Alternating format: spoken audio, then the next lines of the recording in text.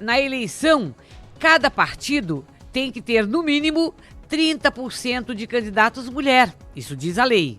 A lei diz que 70% tem que ser homens e 30% mulheres. A Justiça Eleitoral alerta, tá, para essa questão. Nós tivemos ontem aqui em Tubarão um seminário, durante todo o dia um seminário promovido pelo Ministério Público, falando sobre eleições, na parte da manhã com o pessoal que trabalha diretamente, ou seja, dos cartórios eleitorais, mesários e tudo mais, e à tarde com os partidos políticos, com pré-candidatos e tudo mais. Tivemos 4 boas palestras ontem, que deu para esclarecer na parte de registro de candidatura, na parte de prestação de contas, na parte de propaganda eleitoral, tudo isso. Eu estive lá à tarde, acompanhei durante a tarde, até porque eu acho que é interessante a gente sempre ter conhecimento, até para ver como é que funciona. E aí, um dos palestrantes é o doutor Maximiliano Simões Sobral. Ele é secretário judiciário do Tribunal Regional Eleitoral.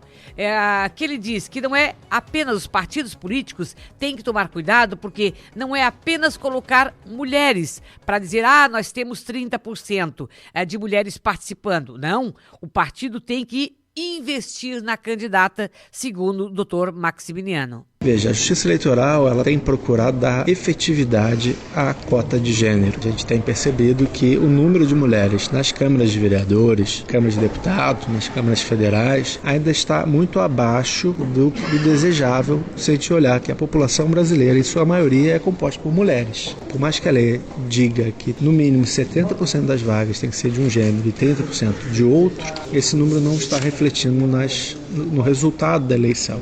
Havia uma praxe antiga de registrar candidatas que não tinham viabilidade na campanha, que seriam apenas laranjas, estariam ali só para compor um número. Esse tipo de comportamento a Justiça Eleitoral não vai mais tolerar. Já deu um recado muito claro nas suas normas, o TSE editou uma súmula, agora no dia 16 de maio, reafirmando isso. Então, e tem noticiado isso a todos os partidos. Então se espera que os partidos de fato invistam em candidatas, que fomentem de fato a participação feminina na política, sob pena de todos os seus candidatos serem cassados, terem os seus registros indeferidos e aquele partido sair da eleição sem nenhum voto, pois toda aquela votação que aquele partido obteve será anulada.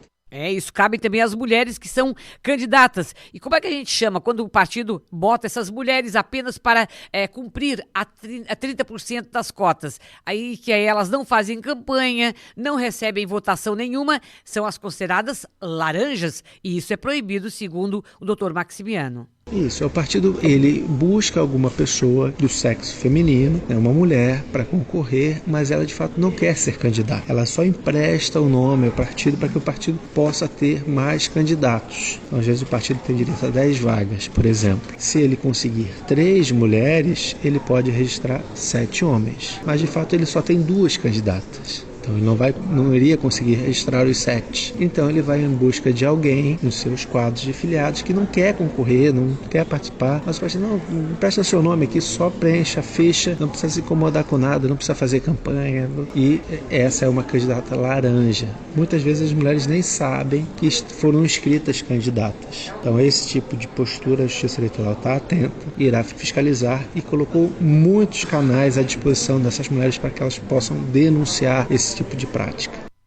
Muito bem, fique de olho. Agora, vale lembrar que a candidata que não tiver voto, botamos apenas as mulheres lá, mas elas não é só para cumprir a cota. Se a mulher não tiver o voto, se a mulher não recebeu o apoio, o partido pode zerar, segundo informações do próprio doutor Maximiano. Não, isso já existia, o que agora está mais fácil a verificação dessa fraude. Antes teria que se demonstrar que aquela candidata não queria concorrer, que ela foi induzida a concorrer, que ela foi pressionada a concorrer. Agora isso não é mais necessário, porque a norma, que a súmula do TSE está dizendo é o seguinte: a candidata teve votação zerada ou insignificante ou irrisória, ela não movimentou nenhum tipo de recurso na campanha, ela não produziu material de campanha, ela não divulgou nas suas redes sociais que era candidata, pior, ela pediu voto para outro candidato, vota aqui no meu marido que vai ser vereador. Essas condutas, independente da vontade da candidata do partido em burlar a lei, essa conduta por si só será fraude à cota de gênero.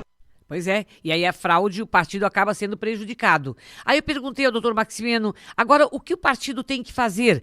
Por exemplo, se ele coloca 10 candidatos homens e não conseguir 30% de mulheres. O doutor Maximiano me respondeu o seguinte: ele vai ter que apresentar menos candidatos. Então, do número global de candidatos que ele tem, ele vai ter que respeitar a cota. O número de vagas possíveis é se ele tiver todos os candidatos aptos. Então, por exemplo, no município que tem 15 vereadores, ele pode escrever 16, mas ele só vai conseguir escrever os 16 candidatos se ele observar a proporção. Se ele só tem uma mulher, ele vai ter que fazer um cálculo para ver quantos homens ele consegue escrever considerando uma única mulher. Tá aí explicado, então. Então, se você tem 10 homens candidatos, tem que ter o 30% de mulheres. Se não tiver o 30% de mulheres, você não pode levar os 10 homens. Tem que reduzir também o número de homens. Tá explicado, então, pelo doutor Maximiano. Foi uma das entrevistas que eu fiz lá. Durante a semana que vem eu vou fazer outras informações sobre outras situações que os partidos devem estar ligados nas próximas eleições.